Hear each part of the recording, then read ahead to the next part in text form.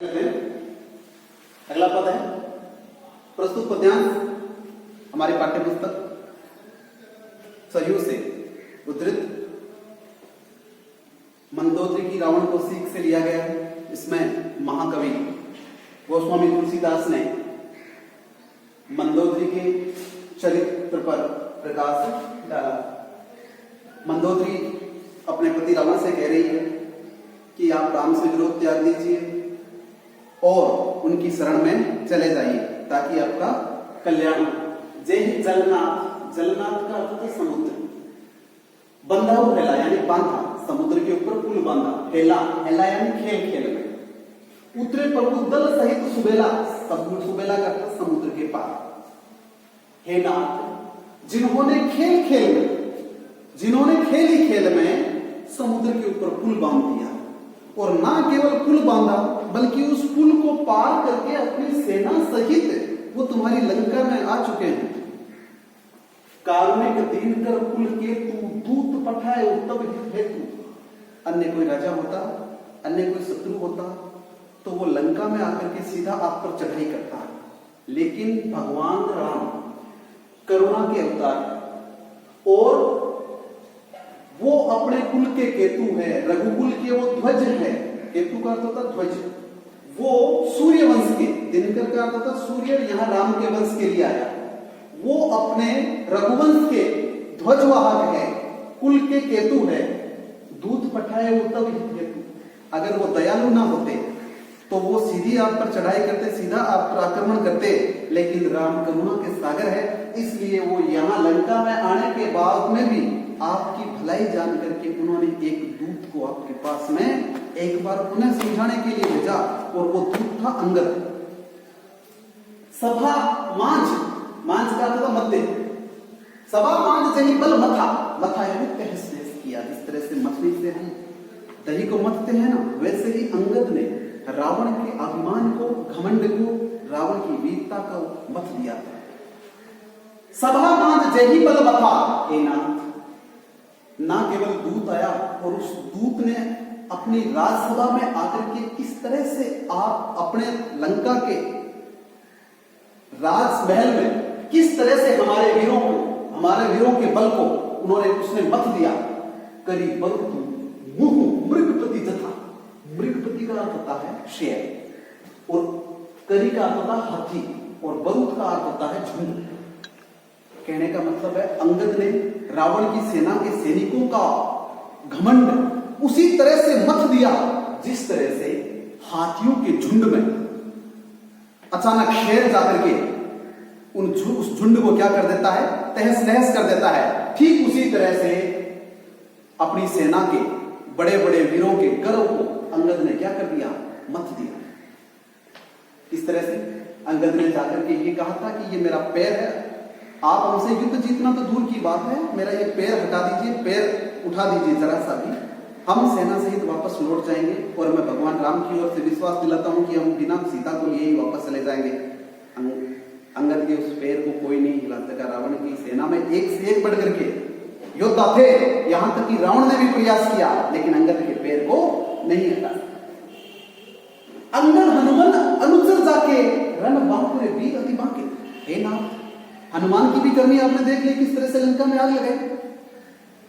अंगद और हनुमान तो जिनके दूत मात्र है, तो जिनके दूत ऐसे हैं वो खुद कैसे होंगे इस बात का अंदाजा आप लगा सकते हो। अंगद और हनुमान तो जिनके दूत है और भी दूसरे बड़े बड़े रण बांकुरे वीर राम की सेना में है, जिनसे युद्ध करना हमारे लिए संभव है। इसलिए मेरा कहा मानिए और राम की शरण में चले जाइए। ते ही कहें पिय पुनि पुनि नर के है ना, जिनकी सेना में इतने बड़े बड़े बलशाली वीर योद्धा है और खुद इतने बड़े योद्धा है, उन्हीं महापुरुष को, उन्हीं महाबलशाली को आप बार बार साधारण मनुष्य कह रहे हैं। जब भी रावण को कोई समझाता था तो वो यही कहता था कि वो नर मेरा क्या बिगाड़ सकते, मेरा देवता असुर गंधर्व किन्नर मेरा कुछ नहीं कर सके, वो साधारण मनुष्य मेरा क्या बिगाड़ेगा।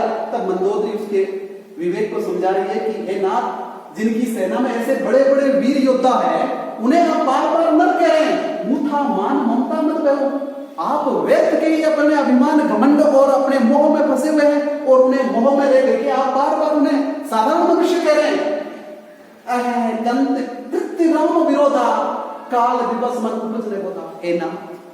आप क्यों राम से विरोध कर रहे हो? दंतकार के प्रति कृत्य निकालिए। हे नाथ, आप राम से विरोध का कार्य क्यों कर रहे हो? काल विवश मन उपज न होता। आपके मन पर, आपके सिर पर काल सवार हो चुका है और जो जिसके सर पर काल सवार हो जाता है उसका विवेक और ज्ञान समझ मर जाती है। काल दंड गही कहूं ना मारा, दंड का अर्थ डंडा, गही मानी पकड़ करके हर लेता है, धर्म बल बुद्धि विचार। काल दंड गही कहूं न मारा, हर ही धर्म बल बुद्धि विचारा। अनुप्रास अलंकार का सुंदर प्रयोग हुआ यहां पर। हे नाथ, काल किसी को डंडा लेकर के नहीं मारता। काल जब आता है किसी का तो वो डंडा लेकर के किसी को मारता नहीं है। कैसे मारता है? हर ही धर्म बल बुद्धि विचारा। काल तो केवल इतना करता है, जिसको मारना है उस व्यक्ति का धर्म हर लेता है, उसका बल हर लेता है, उसकी बुद्धि और उसका विवेक और उसके विचार हर लेता है। वो व्यक्ति बिना डंडे के भी क्या हो जाता है? ये चीजें निकल जाने से मर जाता है। निकट काल से ही आवत साई, ते ही ब्रह्म होई तुम्हारे ही नहीं। है नाथ, काल किसी को मारता नहीं है, वो मनुष्य का बुद्धि बल विवेक धर्म हर लेता है। काल जिसके भी मौत नजदीक आती है, मृत्यु जिसकी नजदीक आती है, उस हर व्यक्ति को तुम्हारी ही तरह क्या हो जाता है? भ्रम हो जाता है। जिस तरह से तुम्हें भ्रम है कि राम मेरा कुछ नहीं बिगाड़ सकता, तो मौत जिसकी नजदीक आती है, काल जिसका नजदीक आता है, उन सबको तुम्हारी ही तरह क्या हो जाता है? भ्रम हो जाता है। दुआ है, दुई सुत मरे दहेऊ पुर अजऊ पुर प्रिय देहू। हे नाथ, आपके दो बेटे मारे गए। तब की बात है जब अक्षय कुमार के बाद में रावण का दूसरा बेटा मेघनाथ भी मारा गया था। हे नाथ, आपके दोनों पुत्र, ओजस्वी पुत्र युद्ध में मारे गए और अपनी लंका नगरी पूरी की पूरी जल करके खाक हो चुकी है, तहस नहस हो चुकी है, लेकिन आपका घमंड अभी तक नहीं गया। कृपा सिंधु रघुनाथ ही नाथ विमल सुने। रूपक अलंकार के माध्यम से मंदोदरी कह रही है कि हे नाथ, राम तो करुणा के सागर है, कृपा सिंधु, कृपया रूपी सिंधु, राम तो कृपा के सागर है। हे नाथ, आप उनके भजन कीजिए और उनकी भक्ति में निर्मल हो जाइए, पवित्र होकर के यश और कीर्ति प्राप्त कीजिए। कहने का मतलब है, मंदोदरी अनेक उदाहरणों से रावण को समझाती है कि राम से लड़ाई करना, उनसे जीतना अपने बस की बात नहीं है। आप उनकी शरण में जाइए ताकि वो तुम्हें क्षमा करे और अपनी जो कीर्ति जो बची खुची है वो बची रहे। अवधि भाषा का सुंदर प्रयोग हुआ है, चौपाई और दोहा चिन्हों का प्रयोग हुआ है, अनुप्रास और रूपक अलंकार का प्रयोग भी हुआ है। अब हम अंतिम पड़ाव की ओर है, लास्ट चौपाई और दोहा है अपना। तव बल नाथ डोर धर्मी, तेजहीन पाओ धर्मी। जब रावण और राम का जो निर्णायक युद्ध हुआ और उस युद्ध में जब रावण परम धाम को सिधार गए, रावण मारा गया और जब उसकी लाश पड़ी हुई थी, उस लाश को देख करके मंदोदरी संवाद करती है मरे हुए रावण से। तब बल नाथ डोल नित धर्मी। हे नाथ, आप इतने बलशाली थे कि आपके पराक्रम से ये धरती डोला करती थी, धरती हमेशा कंपायमान रहती थी। तेजहीन पावक शशि कर्मी। इतना ही नहीं, तुम्हारी बल, तुम्हारे पराक्रम और तुम्हारे शौर्य के आगे अग्नि, चंद्रमा और सूर्य भी तेजहीन हो जाते थे। यानी अग्नि, चंद्रमा और सूर्य से भी तुम्हारा जो पराक्रम है वो कई गुना ज्यादा था। शेष कमठ सकही न धारा। शेष का होता है शेषनाग और कमठ का होता है कच्छप। यानी धरती, हमारी पौराणिक मान्यताओं के अनुसार हमारी जो धरती है वो शेषनाग के फन पे टिकी हुई है और वो जो शेषनाग है वो कच्छप पर टिका हुआ है, इस पर कच्छप पर टिका हुआ है। शेष कपट सकही न धारा। हे नाथ, जब आप गुस्से से गरजते हुए इस धरती पर चलते थे तो ना तो तुम्हारा भार शेष नाग सहन कर सकता था और ना ही कच्छप। सोतरु भूमि परे भूमि छाड़ा। हे नाथ, ऐसा शरीर आज इस भूमि पर मिट्टी से सना पड़ा। जब मर गया था उसके बाद की बात है कि जिस रावण का भार कभी शेषनाग और कच्छप दोनों नहीं सहन कर पाते थे, वही रावण आज धरती पर मिट्टी से सना पड़ा। वरुण कुबेर सुरेश समीरा रण समुख दही कहू न दिया। वरुण का अर्थ वरुण देव, कुबेर देव और सुरेश का अर्थ इंद्र और समीरा का अर्थ होता है पवन देव। वरुण देव, कुबेर, इंद्र और वायुदेव, ये बड़े बड़े देवता भी तुम्हारा युद्ध में सामना नहीं कर पाते थे। रण समुख दे धरी कहू न गिरा। इंद्रदेव, वरुण देव, पवन देव और कुबेर भी तुम्हारे सामने रण में धैर्य धारण नहीं कर सकते थे, वो भी तुमसे हार जाते थे। भुजबल जिते कालचन साई।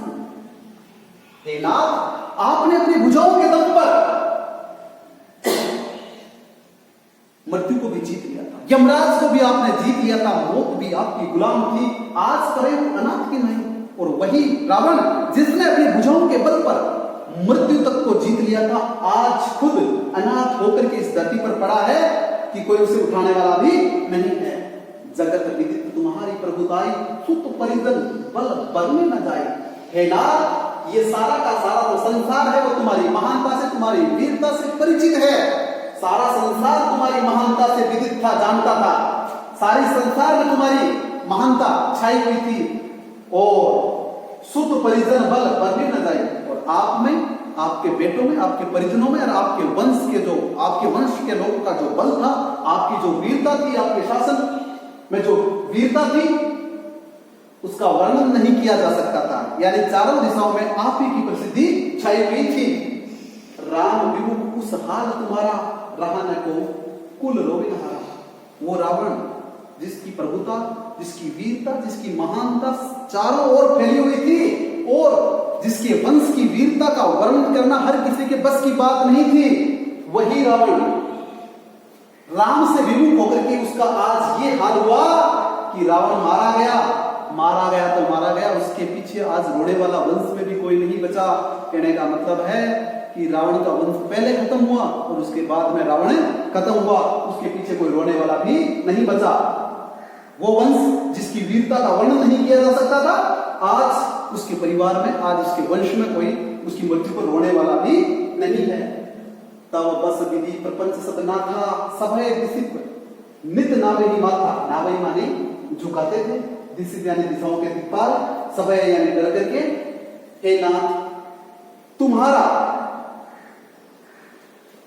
पराक्रम इतना ज्यादा था कि सारे देवता, सारे दिशाओं के दिक्पाल और सभी डर करके तुम्हारे चरणों में माथा झुकाते थे, शीश झुकाते थे।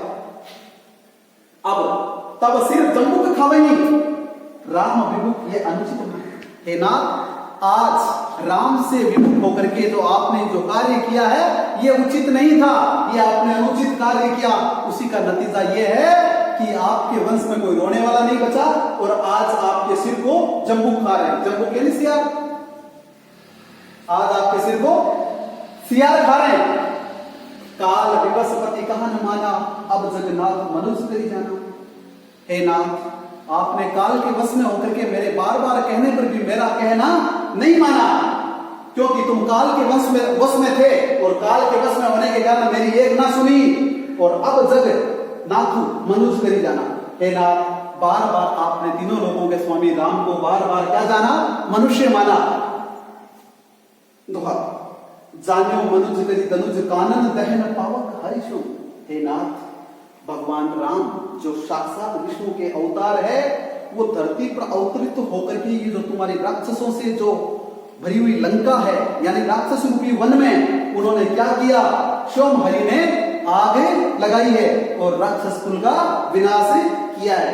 जय ही नमत शिव ब्रह्मादि सुर प्रिय भजे नहीं करुणा में। हे नाथ, जिस पुरुषोत्तम राम को भगवान शंकर, ब्रह्मा जी और सब देवता जिसके आगे सिर दबाते हैं, सर झुकाते हैं, उसी करुणामय राम ने आपको आज उस परम धाम में पहुंचाया है। आज ते पर दरो रत पापों में तो तनु है नाथ। आप तो जन्म से लेकर के आज तक ही पाप कार्यों में लीन रहे, आप हमेशा पाप कार्य करते रहे, हमेशा आप घमंड से भरे रहे।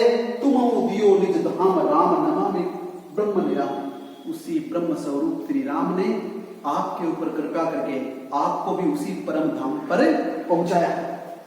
अरे नाथ रघुनाथ सम कृपा सिंधु नहीं आन, जो की वृंद दुर्लभ गति तो ही दिनी भगवान। हे नाथ, उस योनि को, उस जगह, उस पावन धाम पर जाने के लिए बड़े बड़े योगी मुनि तपस्या करते हैं। हे नाथ, उसी रघुनाथ ने, उसी कृपया रूपी राम ने, कृपया सिंधु राम ने आपके ऊपर दया करके आपको वो परम धाम दिया, अपने चरणों में स्थान दिया है, जिस स्थान को पाने के लिए बड़े बड़े योगी और मुनि क्या करते हैं, तपस्या करते हैं और उसके लिए साधना करते हैं।